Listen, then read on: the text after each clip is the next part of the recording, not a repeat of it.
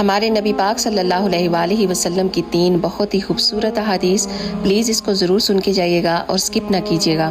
آپ صلی اللہ علیہ وآلہ وسلم نے ارشاد فرمایا کہ اپنی نماز میں اپنی موت کو یاد کیا کرو، کیونکہ جب آدمی اپنی نماز میں اپنی موت کو یاد کرتا ہے نا تو وہ پھر بہتر انداز میں اپنی نماز کو ادا کرتا ہے۔